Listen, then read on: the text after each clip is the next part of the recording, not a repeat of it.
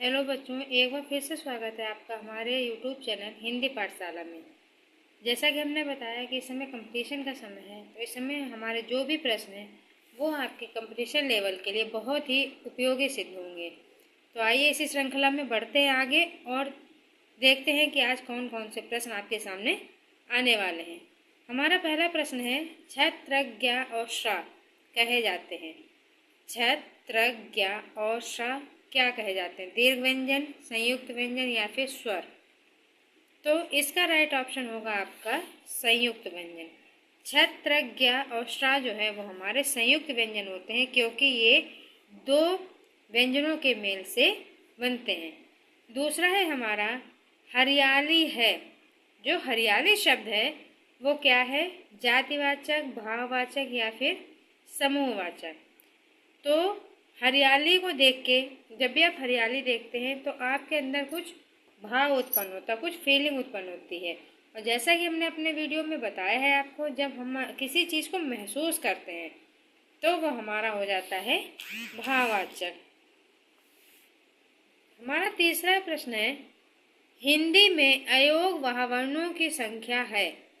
जो हिंदी वर्णमाला है, हिंदी में अयोगवाह जो शब्द हैं, उनके अयोगवाह जो वर्ण हैं उनकी संख्या कितनी है?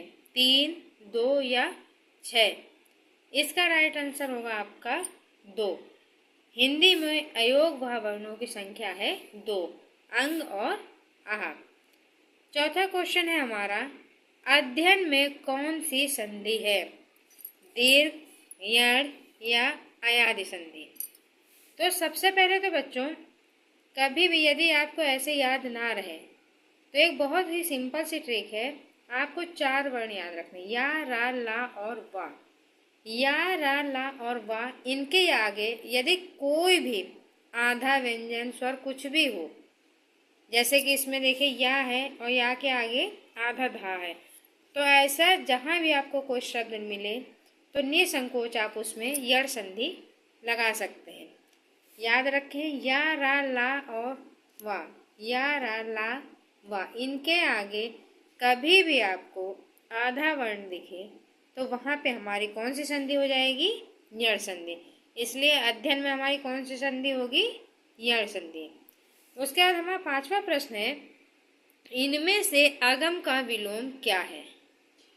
तो पहले तो आप यही जान लें कि अगम का मतलब क्या होता है। अगम मतलब जहाँ पे जाना कठिन हो या जो कठिनाई से भरा हो रास्ता। तो इसका विलोम हमारा क्या होगा? अजेय, दुर्गम या सुगम। भाई अगम और दुर्गम का तो एक ही मतलब हो जाएगा। अजेय मतलब जिसे कोई जीत न सके, तो बचा क्या हमारा? सुगम। तो अगम का विलोम हो जाएगा हमारा सुगम, ऑप्शन नंबर फर्स्ट। उसके बाद बढ़ते हैं अपने अगले प्रश्न की ओर। छठा प्रश्न है हमारा, क, ग, जा और फ ध्वनियाँ किसकी हैं? मतलब किस भाषा की? का, गा, जा और फा ध्वनियाँ किस भाषा की हैं? तो आप देख रहे हैं बच्चों कि का, गा, जा और फा में एक बिंदी सी लगी है, तो ये संस्कृत की भी नहीं है और ना ही ये हमारी अंग्रेजी की तो हो ही नहीं सकती। तो ये ध्वनियाँ हमारी हैं अरबी और फारसी की, ऑप्शन नंबर सेकंड। अरबी और फारसी की ये ध्वनियाँ हैं। उसके बाद है, निम्न में से सही वर्तनी वाला शब्द है? आव्रजन, आव्रजन और आवजन। आवजन, आव्रजन और आवजन। तो सही वर्तनी इसकी होगी आव्रजन, आव्रजन। आठवां क्वेश्चन है हमारा, जगदीश में कौन सी संधि है? तो जगदीश का जब हम संधि विच्छेद करेंगे तो इसका संधि विच्छेद होगा जगत धन ईश। और जहाँ पे हलंत वाला कोई भी शब्द हो वहाँ पे निसंकोच हमारी व्यंजन संधि होती है। जब भी संधि विच्छेद करने पे हम हलंत का प्रयोग करते हैं तो वहाँ पे हमारी व्यंजन संधि होती है। नेक्स्ट है, विश्लेषण शब्द का विलोम होगा। जो विश्लेषण शब्द है उसका विलोम क्या होगा? तो इसका राइट आंसर होगा आपका संश्लेषण। विश्लेषण शब्द का विलोम होगा संश्लेषण। 10वां है हमारा, तुलसीदास किसकी कविता है? जो तुलसीदास नामक कविता है वो किसकी है? निराला की, मुक्तिबोध की या फिर अज्ञेय की? तो बच्चों इसका राइट आंसर होगा निराला की। तुलसीदास जो रचना है, जो कविता है, वो सूर्यकांत त्रिपाठी निराला की रचना है।